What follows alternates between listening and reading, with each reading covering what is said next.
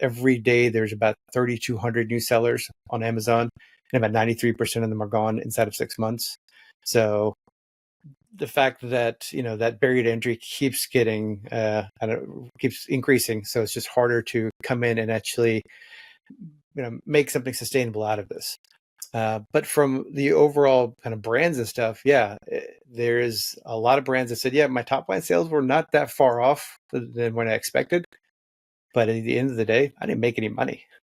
So it's like, I feel like I'm just in business right now just to pay fees.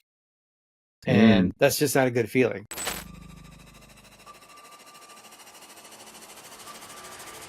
Welcome to the Ecom Breakthrough Podcast. Are you ready to unlock the full potential and growth in your business? You've already crossed 7 figures in sales, but the challenge is knowing how to take your business to the next level. Join Josh Hadley, an 8-figure ecom business owner and investor, as he interviews highly successful business owners. Get ready, because you're going to learn specific actions you can take today to help your business reach its full potential and leave a lasting impact on the world. Welcome to the Ecom Breakthrough Podcast. I'm your host, Josh Hadley, where I interview the top business leaders in e-commerce. Past guests include Kevin King, Michael E. Gerber, author of The E-Myth, and Matt Clark from ASM. Today, I'm speaking with Oz Merchant, and we are going to be talking about how to prevent the margin compression happening right now on Amazon, navigating cash flow challenges, and the mindset that you need to have to win in e-commerce in 2025. This episode is brought to you by Ecom Breakthrough Consulting, where I help take 7-figure companies and grow them to 8 figures and beyond.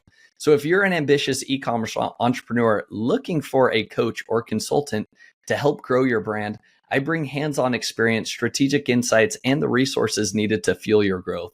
So if you or someone you know is ready to scale or looking for an investment partner, then reach out to me directly at josh@ecombreakthrough.com. That's ecom with 2 M's, and let's turn your dreams into reality. Today, I am excited to introduce y'all to Oz Merchant. Oz is a leader and coach in the field of sales and customer success for B2B SaaS companies and e-commerce brands.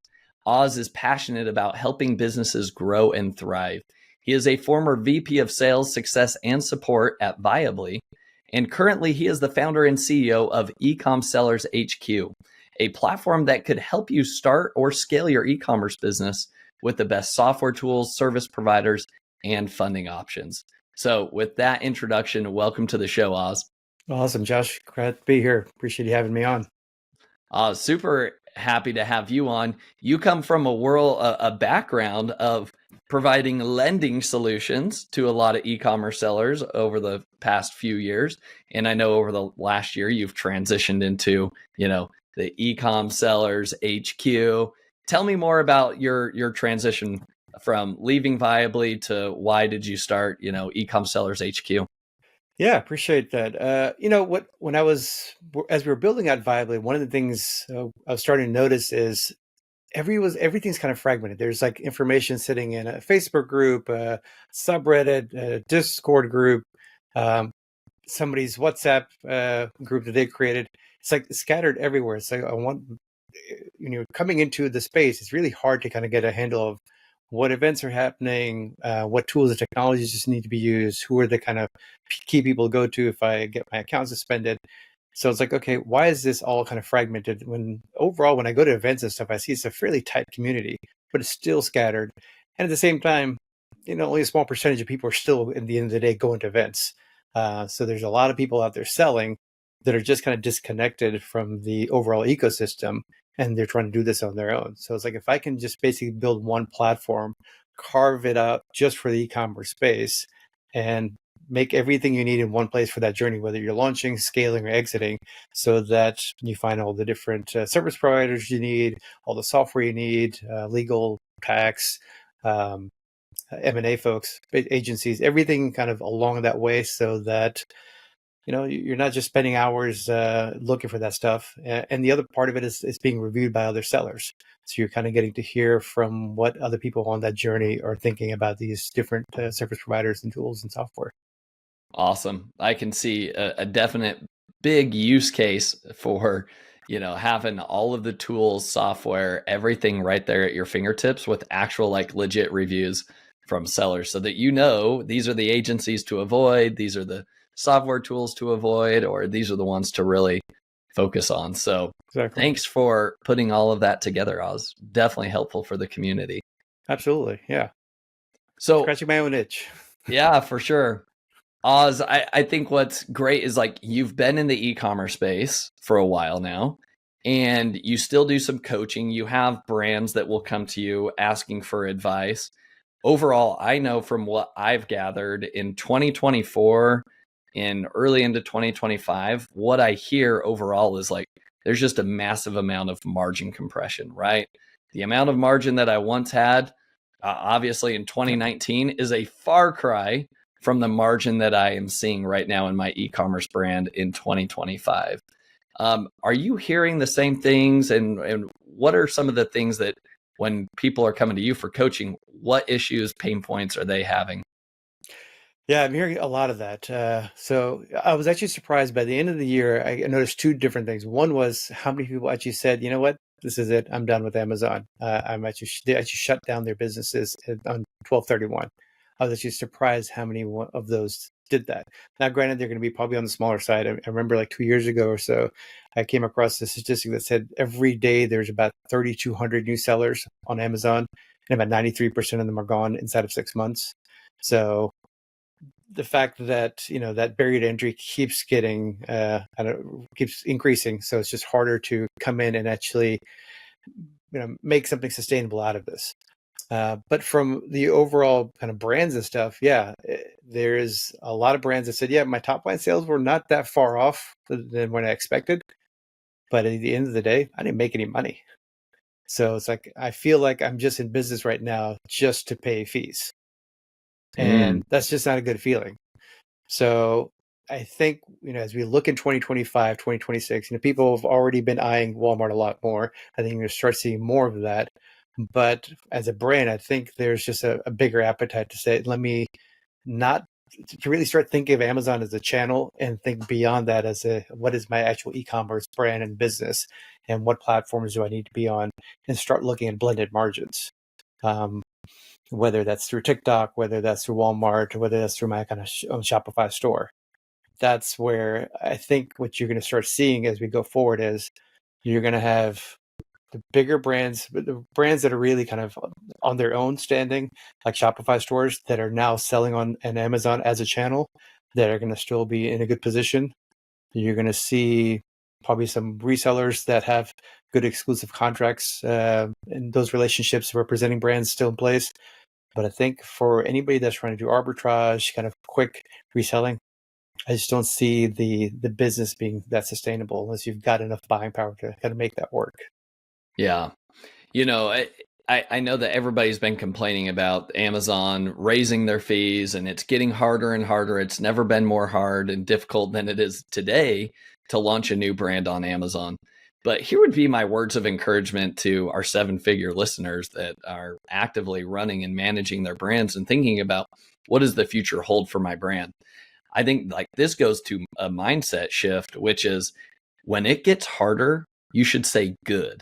And the reason why is because those barriers to entry are only increasing, right? And so Amazon's going through and actually finally increasing the barriers to entry, which in my opinion should have been done earlier before. Like, let's take, for example, like Amazon now actually cares about getting your child safety certificates, right? They want you to make sure that you're in compliance, that you're actually selling something that's not going to harm a child or anything like that. Now, Amazon's doing it because they're forced to by the government. Well, guess what? It's the same thing with supplements.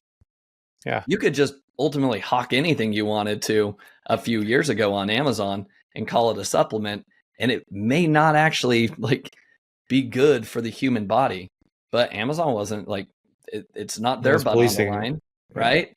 And so now finally, like with the FDA on Amazon's back, like Amazon's being like, okay, we need to have certifications. We need to like be able to stand behind more of these supplements so that people can trust them.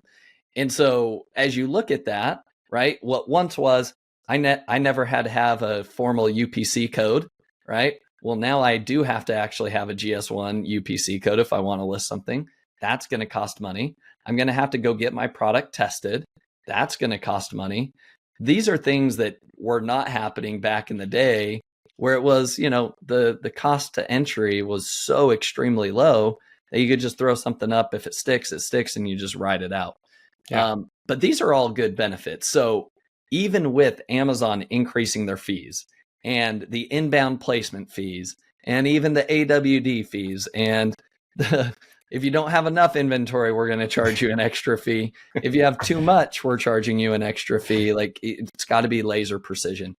I get excited by that because most of the competition is frankly lazy. Yep. And as you talked about it, Oz, with people like closing up shop last year, like that's music to my ears, because those are the type of brands that's like, good, you were probably stealing sales from me anyways. Like, you couldn't cut it. Like, great, you're on your way out. And so I do believe that like Amazon's in its maturity phase or going through its maturity phase, that over the next 5 years, the brands that can stick it out and still find success on Amazon have a really bright future ahead of them. Now, margin compression is still going to happen, but it will get better. But you've got to take an omni-channel approach, what you talked about. Yeah. Would you agree with that overall like mindset statement? Yeah, there, absolutely. Because remind me, I was listening to a episode of Alex Hermosi. Yep. And he's talking about during 2020, all these gyms started shutting down, and it's like if you can weather that storm, all your competition's just falling by the wayside. So you're in such a prime position to really dominate. In that space, or if you got a particular brand, a particular category, you can really dominate.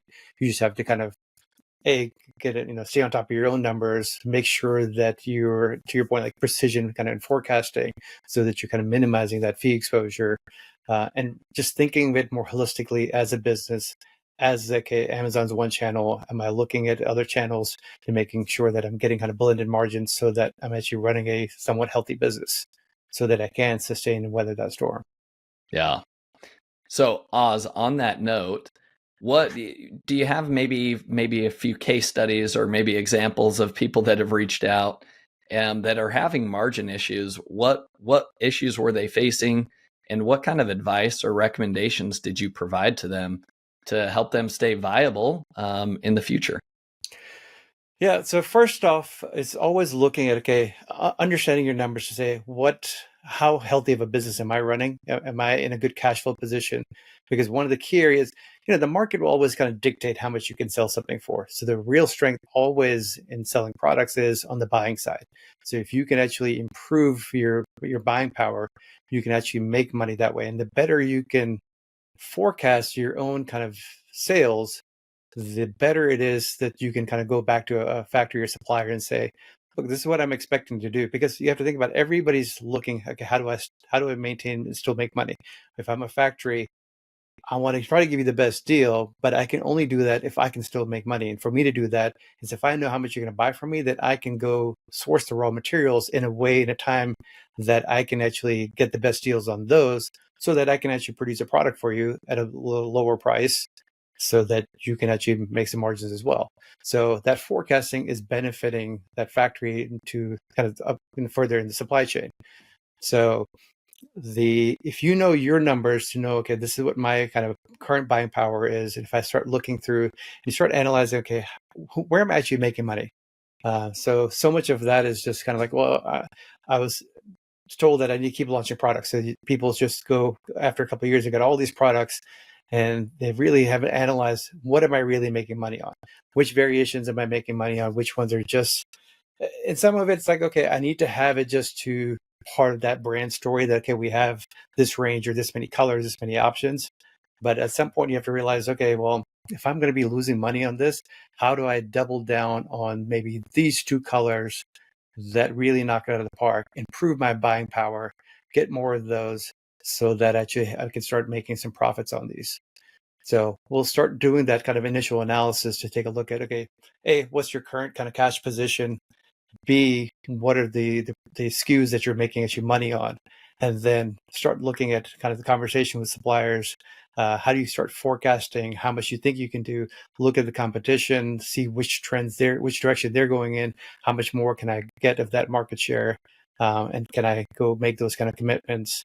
to the factory, and start even negotiating, because of all the other storage fees and stuff, can I have them potentially store some stuff, and kind of help me with some of that storage costs, and then have that stuff kind of dripped over time to me so that I'm not incurring all those costs. So sometimes factories will be able to do that if you kind of, once again, think of them as a partner.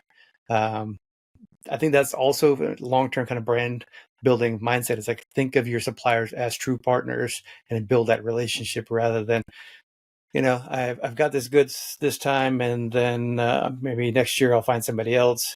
If you're thinking long-term strategically with them, then they're going to work with you and they can kind of help you out in these different ways. Yeah, I like that. So what you're saying is, overall, if you're seeing a lot of margin compression happening, maybe use this opportunity as a chance to come back and renegotiate with your manufacturer or suppliers, especially if inflation has crept up, or especially with the impact of new tariffs involved, right? Yeah. You can go back and say, look, we're seeing margin compression. Tariffs are only going to make that worse. So either I'm being forced to either go pull my business and go move it elsewhere, right? Whether it be I'm going to Vietnam or going to Cambodia, whatever it is. Okay. Now is a good opportunity, is all I would say, to go renegotiate those, and lowering those COGS can be very influential. Now, go ahead. I was going to say, keep in mind, there's costs associated to make a move like that. You're going to impact potential quality control. You don't have those relationships in place. You don't know what the output's going to be on the next production runs. So you're adding more gamble and more risk into that whole process.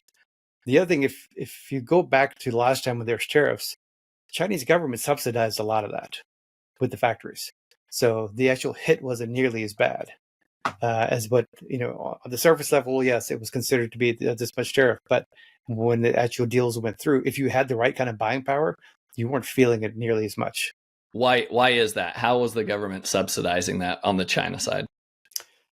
From what I heard from one of the suppliers, like they were adjusting the price so that you were getting the tariff. There's a minimal impact, and then the Chinese government was kind of supplementing the factory.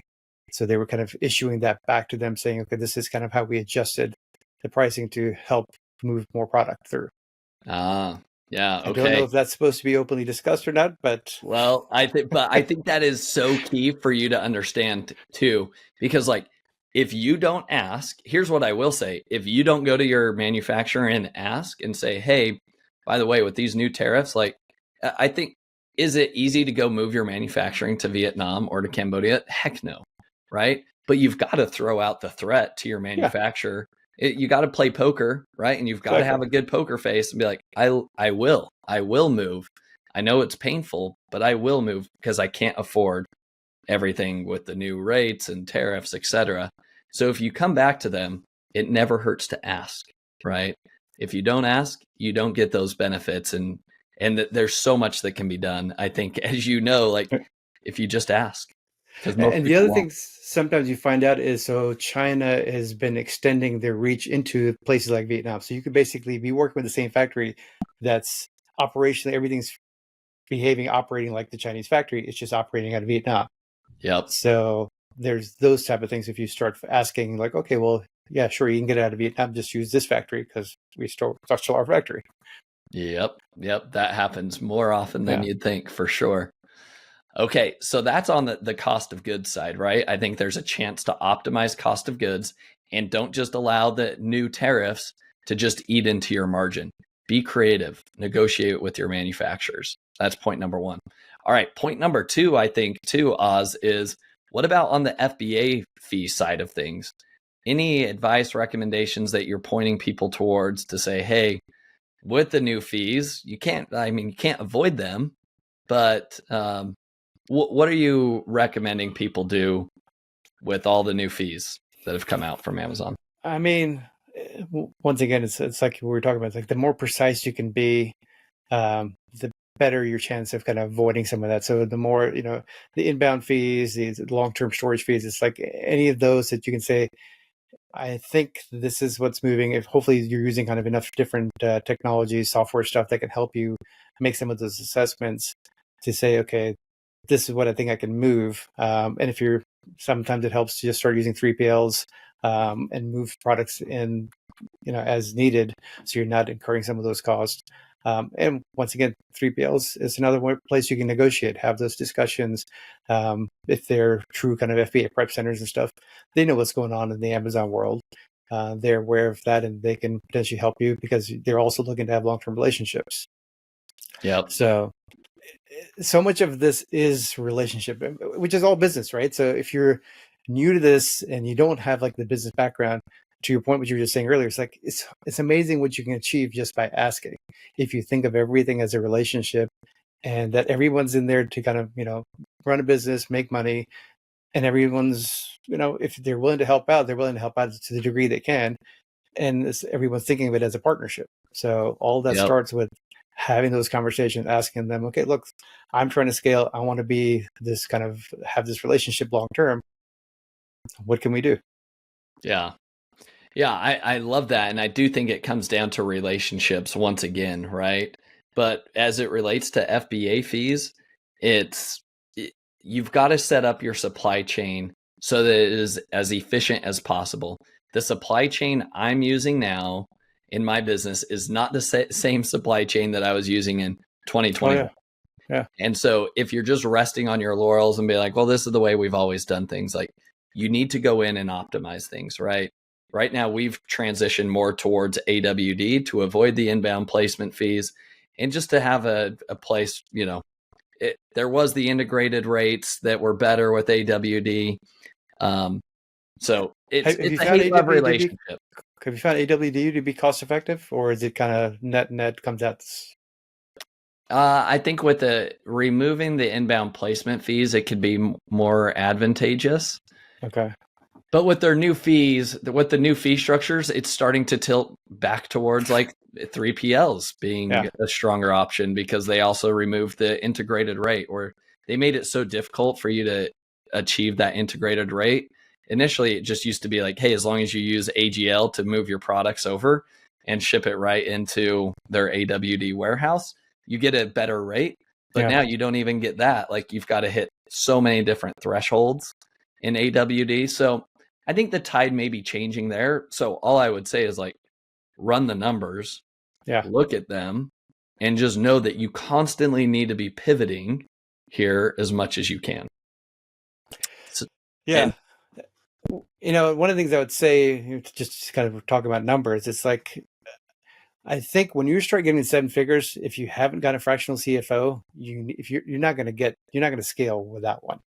You need somebody really looking at numbers and helping you kind of plan long-term, because unless you find that yourself, you are that numbers person, which, often is not the case, you need to start bringing a fractional CFO if you want to really scale. Yeah, you're spot on.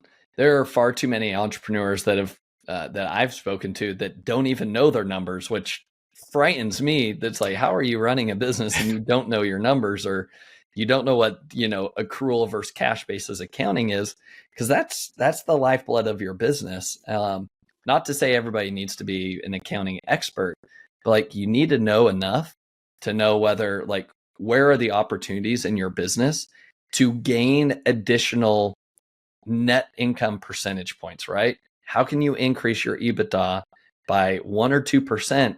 You've got to be able to look at what's my COGS at, what's my FBA fees, and know the little nuances within the supply chain. They're like, actually, if we cut this out, that saves me an extra 2%. That goes straight to the bottom line. Exactly.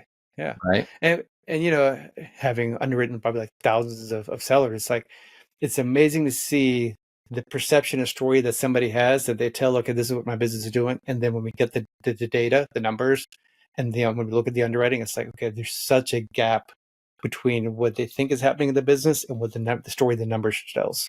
Okay, well, why don't you elaborate further on that? Because I think like that is not to be overlooked. You just said thousands of sellers that formerly were coming to Viably, right? And looking for funding options for their business. So literally, like, you're pulling back the curtain and looking at their books to be like, do we want to give these people money? Do we think we're actually going to get our money back? Yeah.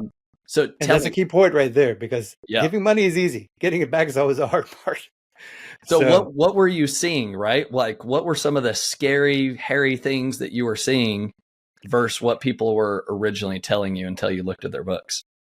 it's not kind of malicious. It's just the fact there's a disconnect that, like I said, Amazon does not make it easier. And, not everybody's even using a seller board or profit cyclops or anything to kind of gauge what their actual kind of numbers are and the bottom line is. So, or if they're not using it well, meaning if they're not, there's a lot of that stuff you got to put in manually. So you're only getting the Amazon data, but you have other stuff that you need to put in to get the full picture. And the platform we'd built out let you kind of get all that aggregate data, since we had the banking information, the QuickBooks, we had all that aggregate data coming in. So you get to see the full story.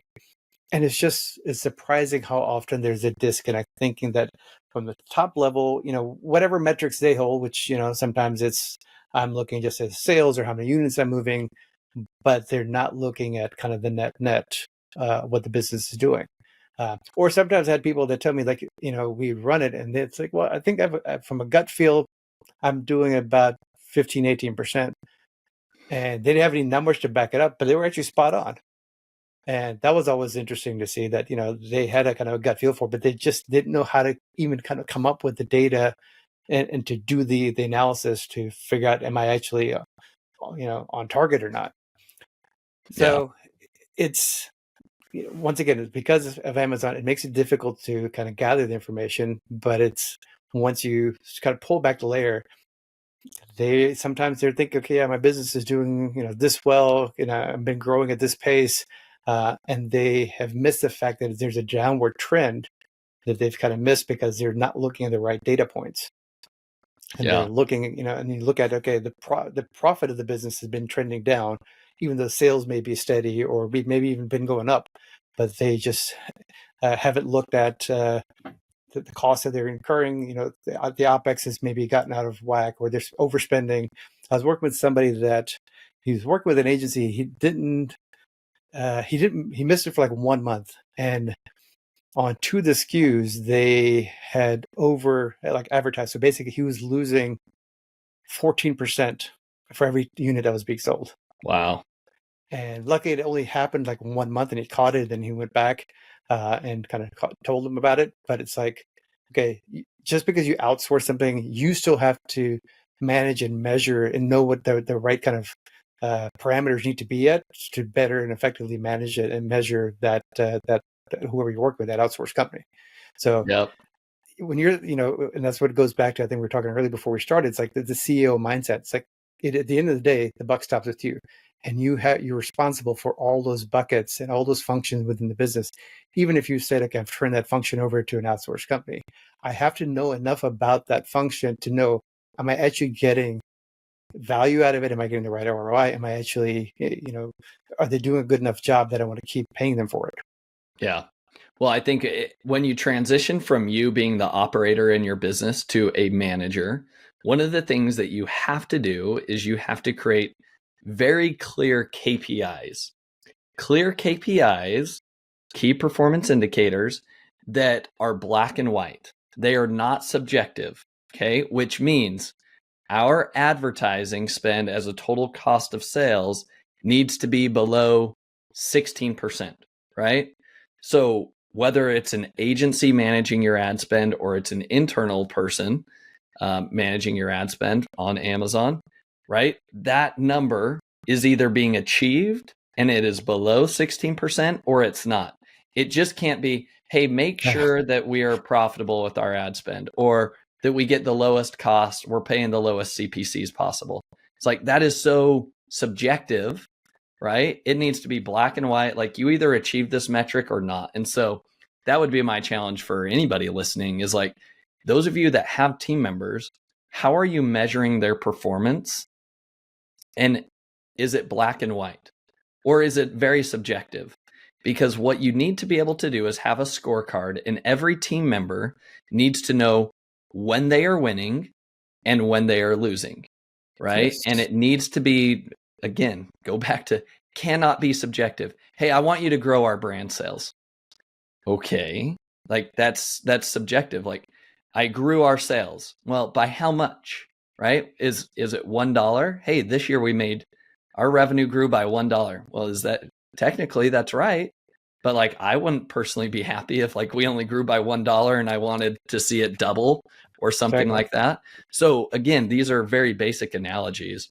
And my biggest hack for this is like, go to ChatGPT and say, hey, I've got an accounting controller, I've got a PPC manager, I've got a project manager.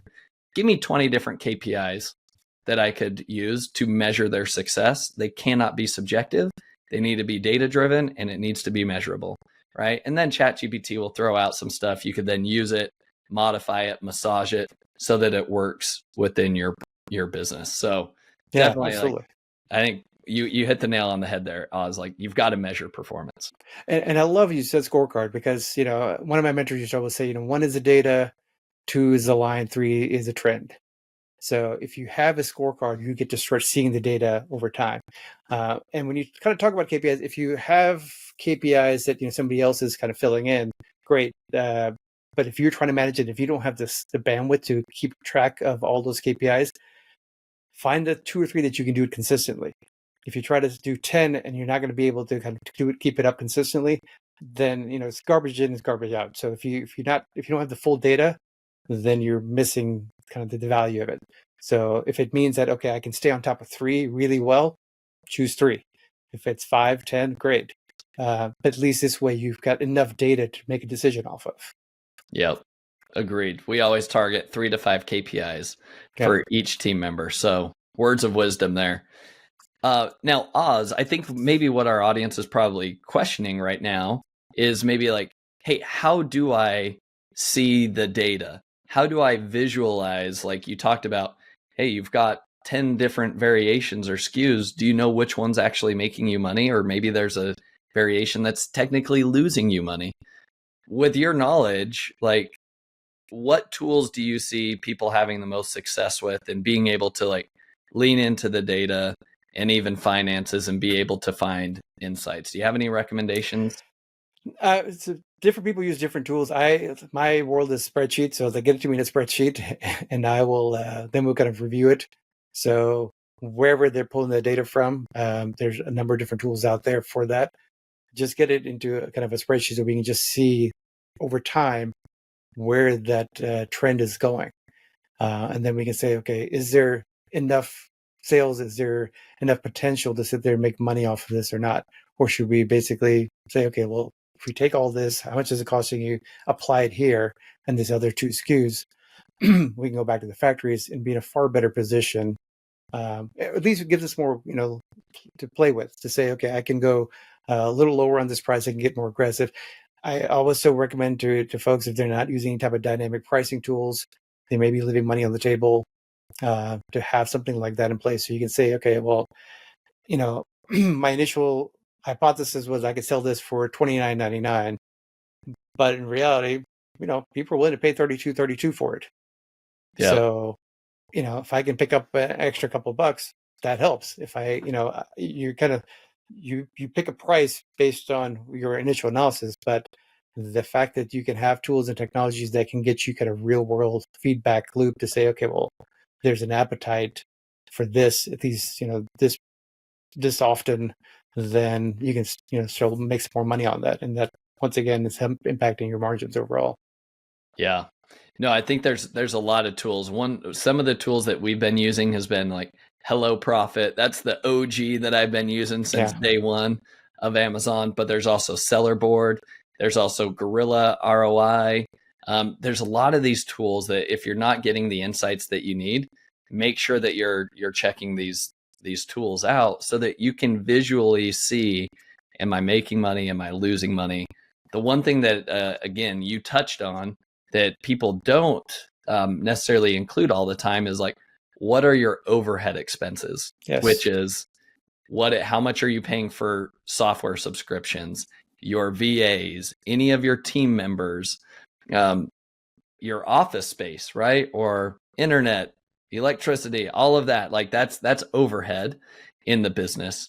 So what is your recommendation, Oz, in terms of like, what's the correct percentage of sales that should be an overhead? Do you see that being a problem with a lot of e-commerce brand owners? Yeah, when I look at kind of benchmark from kind of OpEx standpoint, I'm focusing on about 15%. So if anybody's doing much more than that, 15, 20%, if the COGS allow for it, because it also comes back to, what's COGS sitting at. Some people are sitting at 30 to 40% COGS, some are sitting at 20, 25%. So once that range there can really gives you a lot more leeway, either on the bottom line, or you can have a little bit more bloated organization and still do okay. So if you're keeping OpEx, if you're north of 20%, okay, you've got a lot of inefficiencies, whether it's in your processes, how you're doing stuff, your overhead, your salaries. You need to be looking through all of that to say, okay, am I running a actually healthy business, or am I just happy the fact I'm getting a lot of sales? But it's all being kind of stripped away as it makes its way down to the bottom line. Yeah. So to your point, like if you're using Sellerboard or any of these, if you're not putting in the manual stuff, you're not getting the clear picture. So you want to put that in so that you can see, okay, what am I really actually making at the end of all of this? Yeah. I think Oz, my favorite way to kind of explain this in elementary terms to sellers is, look, there are four main places, four buckets where you are going to lose money in your business, or four big expense items that you can look to optimize. Number one, we touched on at the beginning, which was COGS, right? Your cost of goods sold. We talked about, optimizing your COGS, working with your manufacturer, seeing them as a partner, reducing your tariffs as much as possible. That's number one. Okay. Then the next bucket is anything related to fulfillment. So if you're an Amazon only brand, okay, great. We can just focus on the FBA fee side of things, right? So what's happening in your FBA fees? Can you maybe even repackage some of your products so that they fall from a large standard size to the small standard size? Or can you shave off, 0.2 ounces from a product that goes from a 1 pound plus product down to now it's in a normal standard size product, right? And you're saving an extra dollar for every unit that is sold. You can see how this can compound. So you've got here the two buckets now. We've talked about COGS, we've talked about FBA fulfillment, different things you can do to optimize that. The next big bucket where a lot of expenses are incurred is going to be on the advertising side of things, right? That's a huge one. And again, Oz, would you have any recommendations from what that percentage tends to be, both for good and bad for sellers? I'm not an ad guy, so I don't get, that's one world I don't touch because it's such a massive kind of world in its own. But from seeing just kind of the data, anything north of 25%, I think gets out of whack. Yeah. And if that's as a whole, when we're looking kind of overall business, but if you're looking just straight tacos, I would say under 20%, 15 to 20% tops. Yeah. Ideally under 15%. Yep. Yeah, you're spot on. So I think overall, a healthy tacos number is going to be 15% or below. Okay. And then your final bucket is going to be what we just talked about, which is going to be your overhead. This is going to be all your contractor team expenses, your software tools, any subscriptions that you have, your own personal salary out of the business, interest expense that you're paying on loans, et cetera. That's all going to fall under that kind of overhead operating SG&A expense for the business. So those are your four big buckets.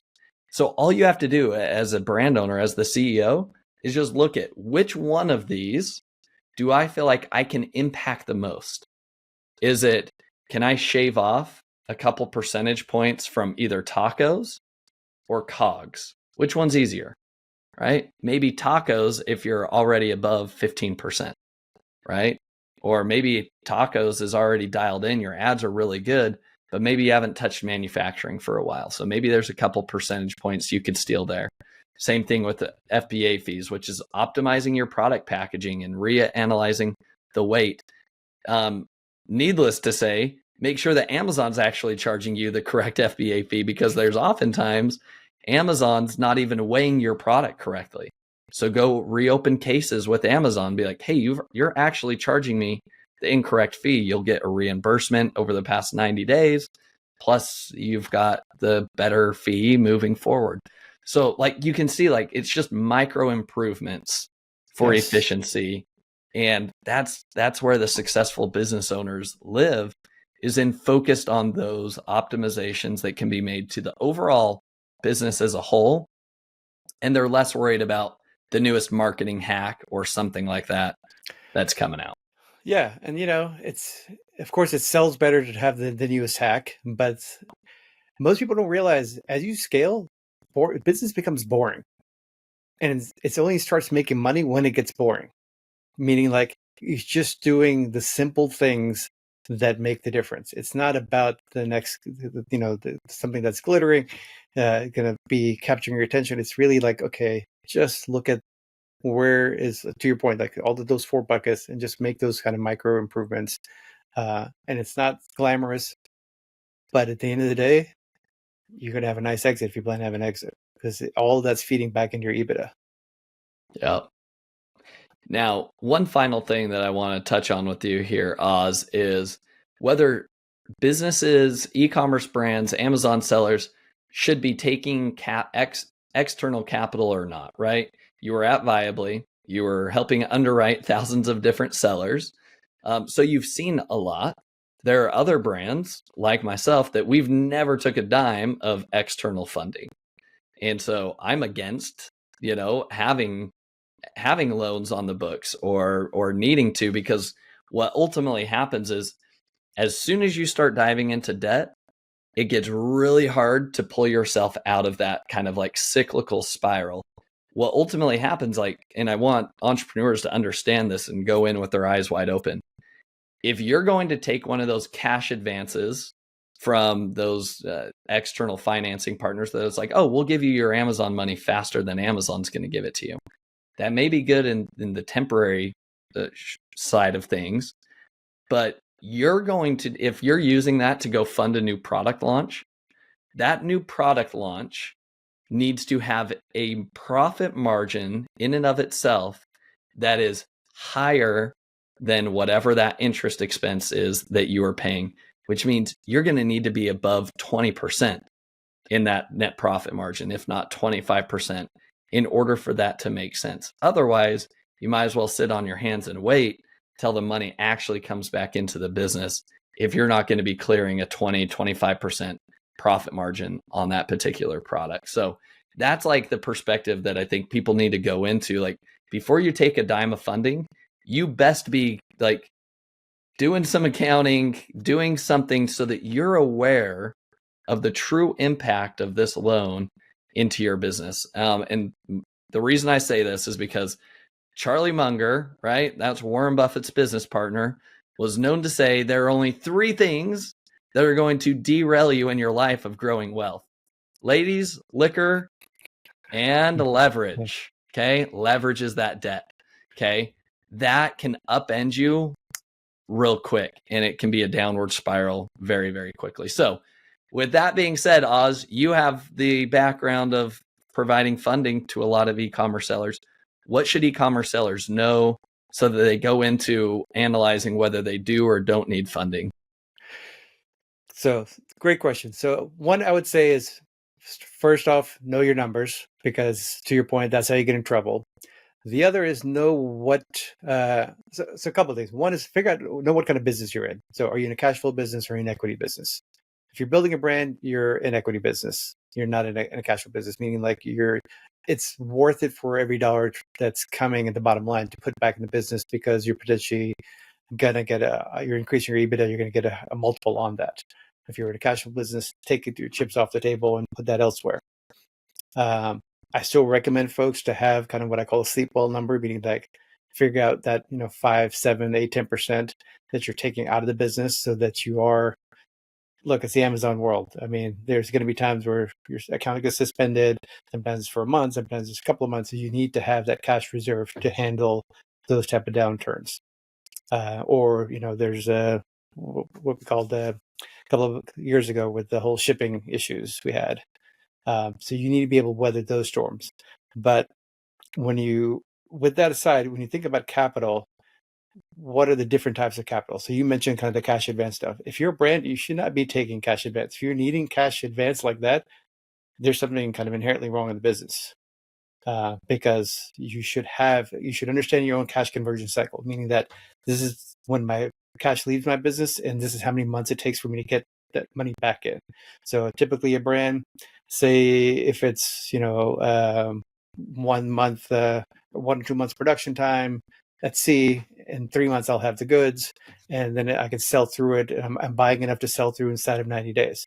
So that whole cycle is typically 5 to 6 months where cash is leaving and I'm getting it back in.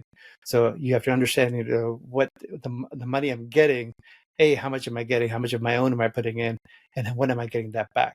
If you've got the machine built out that, okay, for every dollar I take, I can basically make this much back on that, then it makes sense to say, okay, I can take that money, some of my own, I can take a dollar from outside, and I can basically just increase and grow faster. So that if I were to take $100,000 and I can say I can make $400,000 in sales out of that because I have that machine in place, and I've got all these other things figured out, the 4 buckets you mentioned, then I have a machine in place. Once you have the machine in place, then the math makes sense to say, okay, well, if I can do that with 100,000, can I do it with 100,000 of my own and 100,000 of borrowed money? Yes, I'm going to be paying a little bit on that, but I know the machine works, and I'm basically increasing how much money I'm making in that period of time. Yeah. If you don't have that discipline, though, and you don't have that awareness as to what's happening in the business, yes, you can get yourself in trouble, because either you didn't factor in that things took a little bit longer and now you're having to pay money, you're not making enough money on it. So one of the other things I see is people take money to spend on ads, and rather than use it for inventory, basically they're making that machine work. If you're taking a new product and doing that with outside money, you're basically spending money on testing. Basically, you don't have the machine in place. You're taking that money and now you're just guessing, will it actually be successful or not? So that's not a good use of money. If you're taking money to basically just put in ads, that's probably not a good use of money. But if you've got that machine kind of figured out that, okay, I know how to take $1 and make $4 out of it, then it's like, okay, how much capital can I access to make that go faster? Yeah. Yeah, you're right. I think that, and everybody listening, if this is making your head spin, it should be, because if you can't figure this stuff out, if it's not coming intuitively for you, you really need to question whether you should be taking out that loan or not. Here is maybe my advanced version 2.0 of a wicked smart strategy for how you become the bank yourself. All right. So as Oz mentioned, you should always be looking to take chips off the table. Okay. As you scale up your brand and as you're taking chips off the table, one of the things that we've done is a universal whole life policy. Okay. Then guess what I'm able to do? As that policy continues to grow and it will compound tax-free, I can loan against myself. I can go take out a loan against my policy. And guess what? My money continues to grow in that whole life policy. And then that interest that I'm paying back, guess what? It's going to myself anyways. So that's the strategy, right? Now, that doesn't come overnight, right? That takes a few years to build up to where you're able to actually loan against yourself. But in the time where you're like, hey, I need 3 months of cash, or I need a couple months worth of cash, what a great opportunity to dip into this. Your money still grows at the market rate that's within your life insurance policy, and then you're just paying it back. If you were going to be paying somebody else back, right, like Chase Bank or whatever it is, why not pay yourself back instead of giving the interest to somebody else and allowing your money to continue to grow and compound? So like I said, that's next level 2.0 type level strategies, but that's what the smart entrepreneurs are doing. That's how you can turn cash over and over and over again and be successful and not, be caught holding a bunch of debt at the end of the day. I love that. I call that the Elon Musk strategy. He does the same thing with his shares and stuff, bars against it. And what's usually good about that is because it's kind of collateralized against the policy, your rates are probably better than what you're going to get elsewhere too. Yes. So, yep. Yeah, you're getting a 5 or 6% rate, right? Or probably closer to like maybe 8 right now. Which is still not bad, because whenever you go into outside capital, otherwise, the fact is there's no collateralized assets against it. So why people are like, well, why is the rate so high? It's because it's a gamble. I mean, we think the sales are going to be there, and we're betting on that. We're betting on you to be able to deliver those sales, your forecast, and keep growing that business. But that's it. There's no personal guarantees. It's literally based on your ability to execute. Yep. So when you're betting against that, then you have to basically, kind of adjust for those type of risks. When you have a policy like that, that's a fantastic strategy. I'd be curious from your standpoint, like how long do you have to wait before you can tap into something like that? If you were to go start a policy, like say March 1st, how long before you can start tapping into that? So from what I've gathered, so different policies, I should be a life insurance salesman. Different policies have different rules. Some of them are like, well, you can't touch your money for like the first year. Others, like you're like, yeah, as soon as you put this in, you could loan against your policy. But there's going to be like a holdback amount. The policy that we got into is like, hey, it starts to make sense. Like you can loan against it at any time, but you're going to be paying a premium rate until you hit year 5. Then you're at just like, the regular fund rate from the government, right? You're at that plus one BIP, right? Or 2. Okay. And so that's kind of how we've approached it, because for me, this is like a long-term strategy of like, I become the bank myself, so that if I ever need to take out a loan for whatever reason, and it's a temporary loan within a 24-month payback period or so, I'm loaning against myself. I'm not paying that interest to somebody else. And it's a higher interest rate, as you talked about. Yeah, I love it. It's a fantastic strategy. If it's, that easily accessible, that quick, I think more people should be doing that. Yep. But you've got to have money to start it, right? So that's the other challenge. So, but like I said, for any e-commerce business owner, you've got to start small. Start small, start finding the products that are going to provide you the highest ROI and the fastest turnaround time on that, right? How fast can I make that cash back on that cash conversion cycle that you just talked about? How fast am I getting that ROI back, right? I might have a 500% ROI, but if I don't get that money back for 18 months, I would rather go with a 100% ROI product or even a 50% ROI product if I get that cash back in 3 months or less. Absolutely. Right? Now I'm building and stacking really quickly, and that's how you can grow. So I think it's just like patience needs to be in there. And the name of the game in e-commerce is the number of turns. The more turns you can do in a given year, that's how you're going to make money. Yeah. So the better that cash conversion cycle is, the better you're choosing the type of products you can sell that can get you faster cash conversion cycles. Maybe it's even nearshore production. Maybe that makes more sense because yes, I can turn it faster. Yes, it goes lower in my production, but if I got it made in Mexico versus China, I can sell through so much more in a given year. The math may make sense. Inventory turnover ratio becomes really, very, really important. Oz, this has been a very enlightening conversation. I hope our listeners have enjoyed it as well. I'd love to leave the audience with 3 actionable takeaways from every episode. Here are the 3 takeaways that I noted. You let me know if I'm missing something. Action item number 1 is in 2025, I hope you walk into this year with a mindset of optimism. And even though Amazon's going to be raising their fees, and guess what? Next year, don't be surprised when 2026, we see more fees coming out from Amazon. Like, lean into it and say, okay, this is good. When the going gets tough, like, this is your opportunity to stand out. So that would be my first recommendation above all else, is having the mindset that there's still money to be made on Amazon. It's not time to run away, but it is time to level up your skill set. I know that for sure.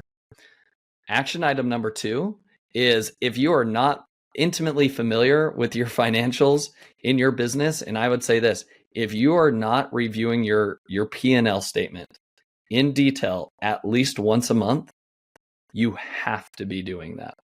And if you're just relying on a third-party accounting firm to just send you numbers and you're thinking that they're going to tell you when things start to go sideways, you're sorely mistaken, because they're not in the weeds of your business. They don't see the end from the beginning. And so do not rely upon whoever your accounting firm is. You need to be the one that's driving those conversations and understanding what the insights are within your financial statements.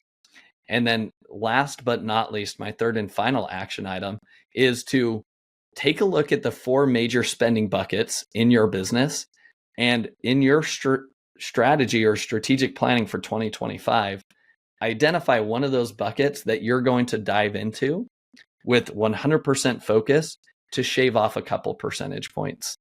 And I think an easy one right now is like, do not take that extra 10% tariff if you're sourcing your products from China. Don't let that just eat into your margin.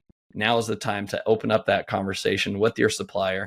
Say, hey, how can we meet in the middle here? Because we can't afford this tariff on top of everything else. So have those conversations. Oz, anything else I missed here? I love it. I love it. That succinctly covers everything we just talked about. I love that. Awesome. All right, Oz, the final 3 questions I love to ask every guest. Number 1, what's been the most influential book that you've read and why? So I would say this: if you're a CEO or if you're really stepping into that role, one of the most powerful, and especially if you have teams, is a book called Leadership and Self-Deception by the Arbiter Institute.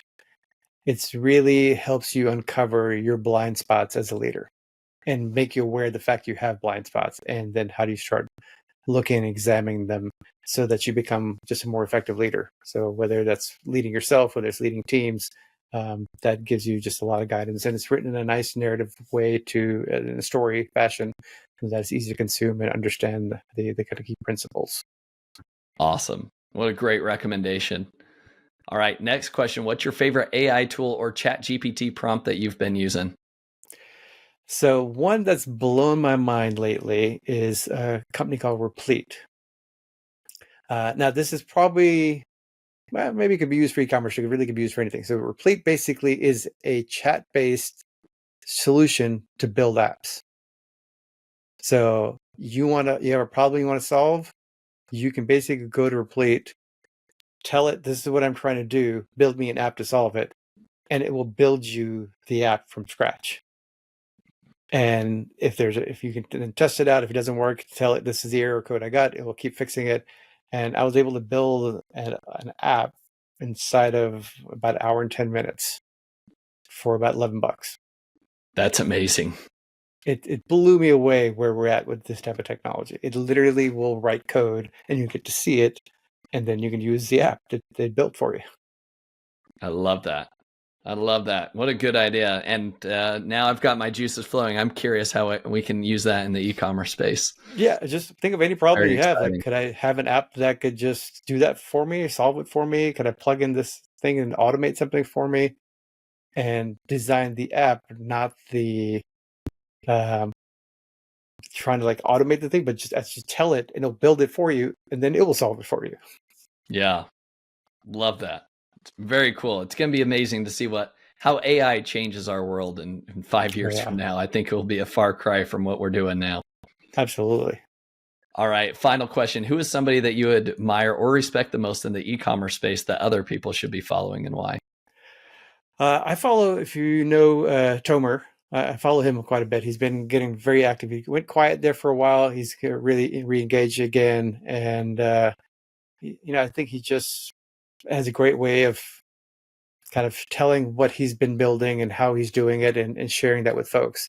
So if you're not following him, I think it would be well worth it to he's on a lot of different social channels, just to jump in and kind of follow him and see how he's sharing. And he's kind of almost like building in public, which is kind of common in the tech space, but you're kind of getting to see him kind of build on e-commerce in public. Love that. Tomer's great. Definitely recommend him as well. All right, Oz, this has been awesome. If people want to reach out to you, they want to learn more, they want to check out Ecom Sellers HQ, where can they find you at? I'm pretty much, you can find me through ecomstartershq.com is the website. If you're finding me on LinkedIn, the handle is Oz or at Oz Merchant, or Twitter. That's probably the two areas that I'm at personally the most, LinkedIn and Twitter. Awesome. Oz, thanks again for joining the show today. Josh, thanks so much. Appreciate you having me on. Thank you for listening. Visit ecombreakthrough.com for more information. If you've enjoyed today's episode, the best way you can show your appreciation is by clicking the subscribe button and quickly leaving a review. See you again next time.